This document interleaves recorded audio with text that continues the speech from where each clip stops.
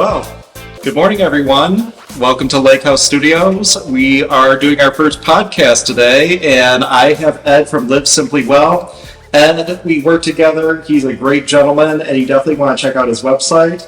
Ed, thank you for coming today. It's my pleasure. Great to be here. Yeah, and I like to start off things with a little nosh of some sort. So I see that we got the assortments of teas and some animal crackers. I know that due to your profession, you are a guru when it comes to health in all fields. So tell me a little bit about the teas you brought in today. Well, guru in all fields, perhaps not, but I am what I refer to as a tea snob. And in doing so, I have some Republic of teas here, which I've become quite accustomed to, and have a little sampling here. Just a matcha tea or maca, depending on the pronunciation, is a nice green tea. I like it in the afternoons, just kind of nice, settling, calm tea. What JJ is drinking is one of the original teas from the organization, which used to be called Zen Dream Tea, but it's passion fruit papaya black tea, very aromatic. Just a nice, calming Zen tea. My evening favorite, Emperor's White. Not a decaf tea, but very low in caffeine, and it's very settling, and I find it to be just a nice, calming tea in the evening before I go to bed, as long as I don't drink it too close to bed. A mixture of ginger and turmeric teas, which I like. I'm very active, and sometimes I overdo with my activity, and so it's nice for the anti-inflammatory purposes there. And then a stressless winter mint, which is, again, just a calming tea, very, very soothing in itself. And then my all-time favorite, black with ginger peach, which is very settling. And I like this one, too, because it ginger helps settle my stomach. And I will say, I am a big fan of the ginger. Ginger, I also use it for motion sickness. So my wife, when we're driving in the car, I actually keep ginger tablets on me for that purpose. But I just love the taste of ginger together. And when I first wake up in the morning, it's just such a pleasant aroma just to, indulge on. And I agree. And it's not the sharp flavor of ginger that you often get when you take an actual piece of ginger. Yes. So it's just blended so nicely. I really like that. Yes, I do too. Well, thank you. I'm excited to try this, and I love passion fruit, so I'm excited. So Yeah. cheers. Cheers. Oh, that's wonderful. Thank you so You much. enjoy it. You're very welcome. And I brought my favorite item to go along with tea, animal crackers. Oh, yeah. And who doesn't like animal crackers? Exactly. Yeah, of course, it always comes down to how you eat them. Are you a hunter or a carnivore? Are you gentle? Do you bite the legs off so it can't move and then take off the head? I just like to pop them right in my mouth. Oh, yeah. I'm the same way. Well, thank you. You're welcome. This was wonderful. Well, I'm glad you did this because, excuse me, to me, one of the best things to just bond over is just a nice little meal, a nice little mash of this. So this is perfect. And it also ties into what you do. Yeah. So, speaking of which, tell everyone about your background. So, a wellness professional for many years. I started working in hospital systems, working with chronic disease patients. And as I was doing that, I was very excited and happy to work and help educate them on how to best deal and manage their conditions. But I was finding is we were managing them. Yes. And I really truly believe that when you manage a condition or manage an issue you have in your life, you are existing. Exactly. But when you are able to heal and move forward, you're now living. Yes. And so it kind of took me on a little bit of a different path, which was to help people with the promotion, be preventive in their health. And so many people are reactive nowadays, and I like them to think and be able to work with them to look at the long term, the benefit in the long term. So I moved about here and there, working with a variety of different organizations, health-related, what are known as health management organizations. And even though they were meeting the underlying passion, connecting with the underlying passion of what they did, yes, how they were going about it was still not individualized to my liking. So I decided to step forward and take that opportunity and bet on myself. And I created Live Simply Well. And it's really about life balance. How do you blend those dimensions of well-being, understand that it's not just the scale where it's a yes, no, good, bad, right, wrong. It's really quite an evolution and a dynamic of life. And how do you understand that those things are going to change over time? And how do you deal with them? Understand it's not bad to have an area that's a little lower. People talk about work-life balance so much.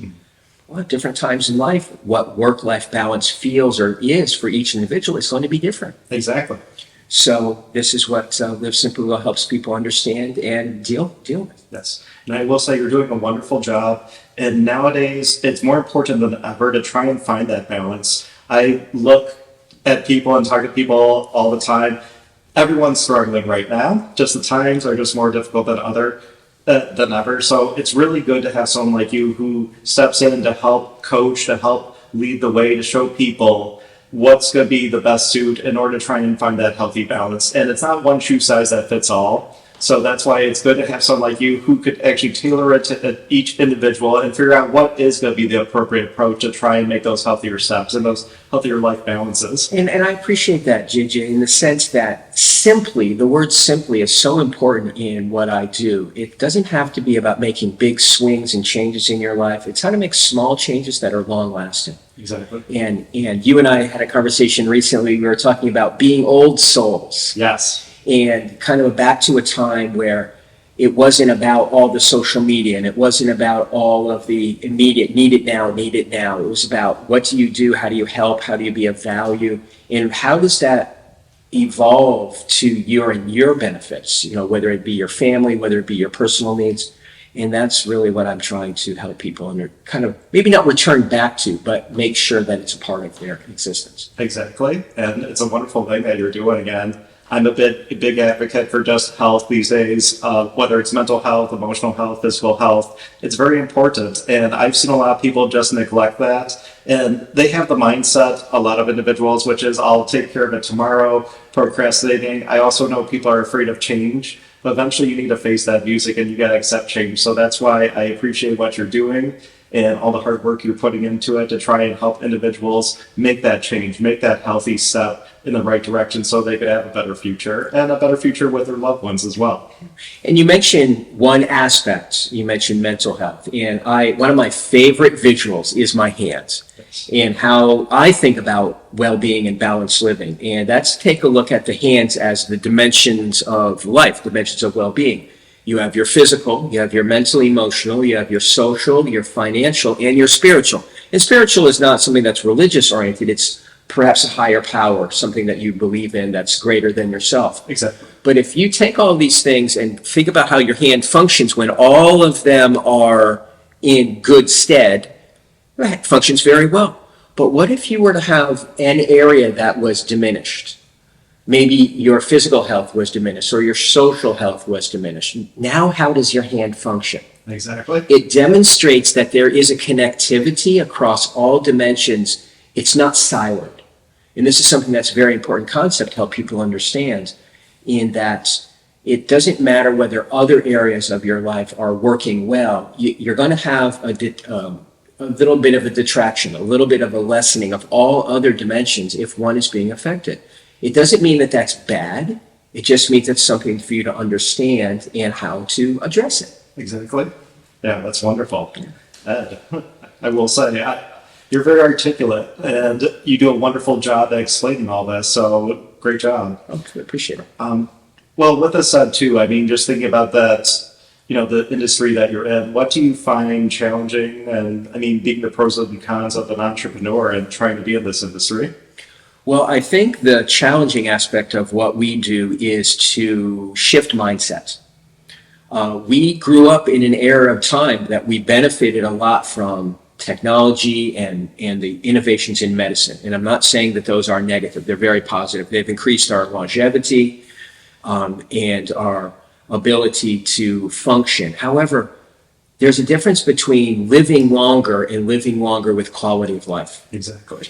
And as part of life, the mindset that is, the mindset of individuals is still focused on traditional. I'm going to engage with a traditional approach to deal with my financial, or a traditional approach to deal with my physical needs. Although those are components and they should be collaborated with, it's really about understanding that there are other ways to go about dealing with your needs in your life as a whole. Because if you think about just one aspect, or maybe a couple aspects at a particular period of time, they always say, in your 30s is when you're raising your family, in your 50s is when you're building that large nest egg, before retirement. Well, it doesn't have to be that way, because there's always going to be shifts and changes. We had these terrible storms recently that hit the United States, and look at how they changed the dynamic of those communities and the people who live in those communities. And what you had was people actually going back to a time where it was, what are the basics? What are the things that are functional that we need? And when you do that and you balance those out, it really leads to a joy of life. Yes, there's a lot of sadness and sorrow associated with those storms, but there also is a lot of joy and community that's been brought from that. So if you think about that in the same way you do with your health, and you think about it as not only one aspect, then again, I think that you're on the right track. So shifting mindset is probably one of the most challenging things. Well, let me see what my doctor thinks about that. Yes. And it used to be, if someone was interested in a weight loss program, oftentimes people with mindset struggles would say, well, let me get in shape first before I go and see the person on my weight loss journey. Well, that's putting the cart before the horse. Exactly. Let's go in and learn a little bit about it. That's one of the things I like to do in individualizing a program. I call it meeting a person where they are. It's about understanding the whole person and their whole ecosystem, not just what they're dealing with at that time. Because again, back to the hands dynamic, if you only focus on what they're challenged by at that time, you're going to miss other things that are interconnected for the long-term sustainability of their quality of life. I agree. Wonderfully said. And I will say something that we do at Lakehouse too is I like to build a personal relationship with you, because if I'm going to help you grow, same thing with kind of your business model or just your practice, which is I know that not every shoe size fits all. So that's why I want to get to know your business inside and out, to know your struggles, your challenges too, as well as the pros. So I can not only help you just grow your business, but we could try and tackle these obstacles together. I want to be in the trenches with you so I can understand the challenges that you face on a day-to-day basis. So this way we can overcome and try and make those changes. And I do agree, changes can be scary. A lot of people are a little bit hesitant for change. But you need change if you want to grow, and you got to step outside your comfort zone if you want to grow and make those good changes. Boy, do I understand that from a business perspective. And JJ and I have had this conversation for the last almost 2 years that I've known JJ, in that I had an idea, I had a concept in my head, and it wasn't where I evolved to. And I was challenged, and I was thinking, boy, this is how it should go. But you can't think that way. You have to think about it as, where is this taking me, and how does it align with my skills and my passion? And JJ, you've been so great with me on helping me understand that your words of encouragement, your direction, your patience in working with somebody who has a desire to be of help to others, but finding the right way and the right avenue to get there. And I have to greatly thank you for that. Oh, thank you, Ed. I really appreciate those kind words. And likewise, you are a very talented gentleman. You are very immersed in your field, and I can see the passion when you articulate it and how you just speak and present about just what you do. So I really admire that. I love working with people such as yourself. And again, I like to build a relationship with you and everyone in the long run to help you through the tough times, the good times, and I mean the great times that are going to be ahead. So we could smile and see how far we've come, grow together, and prosper. And cheers to that. Cheers. With our Lakehouse Studio. Yeah, exactly. Well, speaking of growth too, tell me about the goals that you have for the company. Like, tell us your short-term goals, your long-term goals, and I mean, if you want to talk about your values too of the company. I know you kind of touched upon them, but love to hear more. Well, thanks for that opportunity. The short-term goals are awareness, letting people know what it is that I can be of assistance to them with, and making that known, and having people share it with others. Of course. And this is an avenue in which to start that process. As I progress with that, I want to be able to connect with the persons who understand where they are headed, but not know how to get there. And then I'd like to evolve to people who don't know where they want to go, and then help them get there. So again, start with the people who perhaps have some slight connection in mindset, and then grow beyond that to people and help them evolve, help them change their thinking so they can help improve their overall, what I call, life balance. That's wonderful. I love that. As an entrepreneur, what kind of advice and insight would you give to others, that are in similar fields, or just in general as an entrepreneur? I would say the one that I've learned the best is something you've shared with me, and it's keeping it simple. Yeah. What is it that you're seeking to do, and what is the simple path in which to get there? Don't use fancy words, and don't try and offer too many services to be of value to everyone. Yes. What is your niche? How can you help them? And then if you expand from there, it will be known as you're building the business, versus trying to expand everybody and then figure out how to communicate and meet their needs. So I think keeping it simple by far. Second one for me has always been about aligning my passion with what I want to do. Yes. I've had many jobs in the field of health and wellness over the years, and some I have just loved. And like they say, when you love what you do, it doesn't feel like you're working. And I've had roles like that. But then I've had roles that were about, I want to stay connected to the field, and I also want to have an income. And I find that when that changes in my thinking or in my my approach, my passions are diminished. Yes. And Yes. so align with your passion and keep that front of mind. Absolutely. Is definitely something that I would say to folks. And it doesn't have to be perfect. Yes. I had a mentor many years ago, and you have commented on this as well, and that is, if you wait until it's perfect, it's too late. Exactly. And there were times where I was trying to plan everything out, have everything, all the dots, all the I's dotted and all the T's crossed. And I learned that maybe that's not the best way to go as an entrepreneur. Exactly. So exactly. stepping back from that has been helpful to me. Yeah. Well, very good. Well, I do agree. Keeping it simple is the first step. Just always keep it simple. My other philosophies too is, if you're passionate and if you love what you do, it's not only just going to feel like work, but the money will follow you. People will see how talented you are and how much hard work and effort you put into something. And people are drawn to that. People are inspired by that. And I admire what you're doing, Ed, and you're doing a wonderful thing, and you're following those steps. And I know that there's never going to be like a perfect time for anything, but nothing's perfect in this world. I agree. But what you do is make the best of it each day. And just, if you keep on working hard and showing that hard work, people will start to see it. Just like Sam and I, we see your hard work all the time.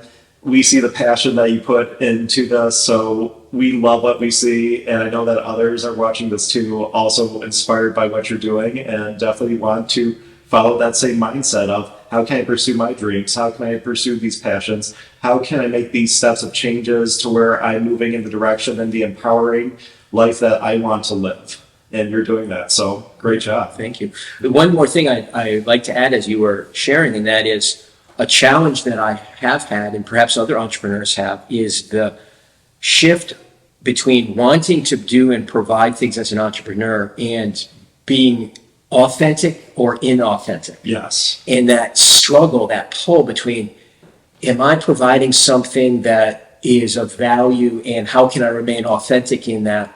Because it is a business in the end. And how do you balance that out? And I have to say that, so there's been definite times where I've been quite challenged by that. And then a friend of yours that you introduced me to, Wendy, she made a comment that I remember and will always remember. And she said, it's not boasting if it's true. Yes. And when I heard that, I thought, oh, and it really resonated with me because I was struggling a little bit with being a person who runs a business and provides a service, Yes. and doing so and remaining authentic to that. Exactly. And I'm glad you bring that up too.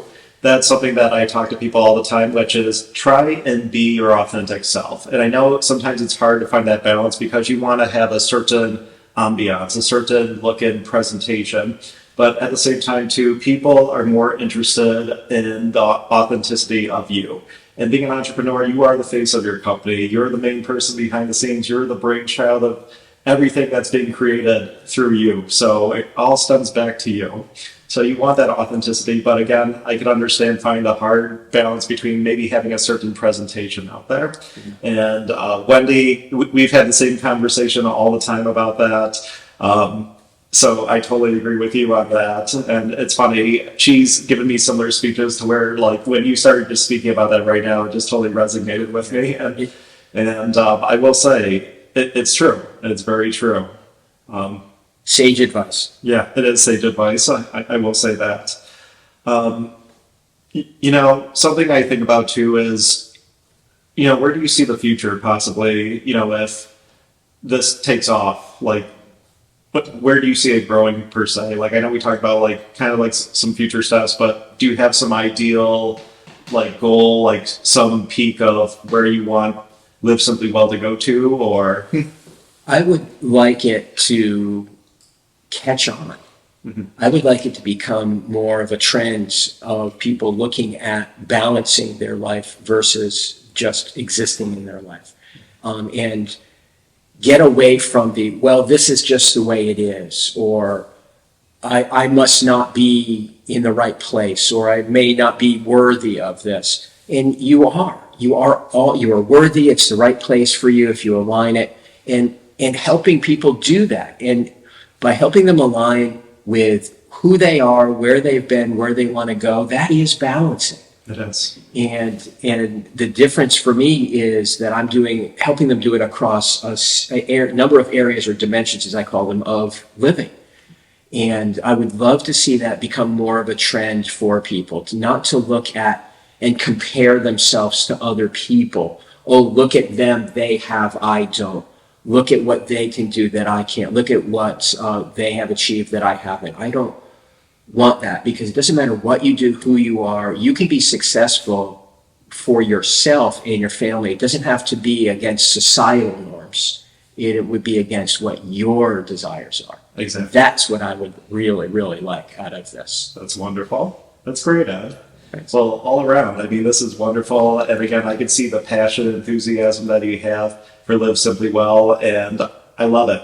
It's the type of, the type of ambiance that I'm drawn to too. Is I love seeing how passionate people are, and I love hearing backstories and how people actually got into this industry, or just any industry whatsoever. So again, thank you for sharing all this. Yeah, you're welcome. If I may add something for the audience. Yes. A lot of times people look at professionals in our field as they have it all in that area. Like if it's a coach, they have all the success, or if it's a personal trainer, they have all the physical skills, or if it's a mental health person, they have no mental health challenges. Yes. Here I am, working to help people with balancing out their life. My life has been out of balance on many occasions. And I've learned from that. So taking those personal experiences as well as my professional background and blending those to, again, meet the person where they are is very important with me. From our conversations, I'm not an older person, but I've had 2 heart attacks. Yes. I went from being a professional athlete in my younger years to having a heart attack in the same day. Yeah. And having that change and how it shifts your mindset, and financially struggling in financial areas, or physically or socially. So it's not as though I'm providing this and wanting people to look at me as the person who has it all or has done it perfectly. It's about someone who's dealt with a number of these challenges and has then been able to apply the understanding of how to regain balance, more so than it is having the balance all the time. Because I've used this example with you many times. Yes. I look at life balance as a water balloon. Yes. And the reason I use a water balloon versus a scale is it's not right or wrong because things are always shifting through life.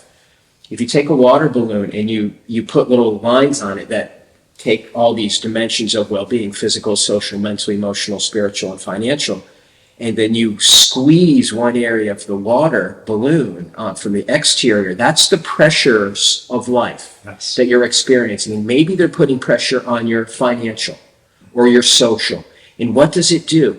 It doesn't diminish the amount of water. Yes. It shifts where the water is within your life. Exactly. So you might be lower in one area, but perhaps it's creating more pressure on another area because of, maybe there's direct pressure here, but there's indirect pressure in other areas.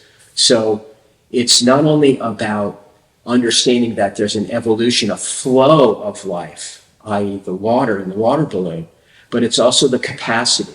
Yes. Sometimes it's more than just understanding and dealing with the water in your balloon. Maybe it's building the capacity to have a larger balloon. There you go. And so that's one of the things that I do. And I don't do that coming from an area of having a perfect life or perfect existence. I come from that from someone who has challenges and struggles, and I can relate to the person on a human level versus on just a professional level. That's wonderful, Ed. And you know what? Again, this goes back to authenticity and just being yourself. And you're definitely doing that. And you're showing people too that you're not just a business. You're a person that's here to relate with you, to help you through those struggles and try and, again, navigate through these challenges so that they could live simply better or live simply well. But living simply well is living better. So yeah, exactly. I will say too, I try and do the same thing, trying to help out people, because being an entrepreneur myself, I've been through similar struggles, both financially, mentally, emotionally, just the whole 9 yards. So even though, I come from like a different background, we do have similar, challenges that have happened along the way. Yeah. And I try and use that too to help other people. Now, I know that no life is going to be perfect, like nothing ever is perfect in this world. Right. But I also see that there are people that have been in similar situations, and I try my best, not only as a business gentleman, try and help elevate your business, but also try and guide you and steer you out of the same challenges and obstacles that I've been through too. So, with what you said, I really resonate with those words, and hey, we've been there. Yeah. But you know what? We've had those conversations. Yes, we've had those conversations, and like Nietzsche said, what doesn't kill us makes us stronger. That's true. That's true. And we're getting stronger every day. Exactly. We are getting stronger every day. So cheers. Cheers. Oh, wonderful. Are you enjoying your tea? Oh, it is absolutely wonderful. You know what? I love passion fruit. So I love the aroma and the taste that comes with it. It is just so delightful. It's perfect for afternoon for just doing this podcast. And it's exactly what I was looking for. So thank you. Make sure that you keep that there with your stash. Thank you. I really appreciate it. You're very welcome. Yeah. Well, is there anything else that you would like to talk about, Ed? Nothing in our conversation. I've really appreciated your time and the opportunity to have people become more aware of what I do. And if people would like to learn more, I'd like to share with them. They can very easily go to livesiemplywell.live. That's LIVE. Or they could send me a message at hello@livesiemplywell.live. Perfect. Well, Ed, thank you so much. It's always a pleasure just speaking with you. I appreciate you taking the time to come out. And definitely check Ed out and check him out on his website, which we have right here. And stay tuned for more. Thank you very much, JJ. Thanks, everyone. Take care. Here we go. What do you think, Sam? Very good. Cheers. That was fun. Yeah, that's fun.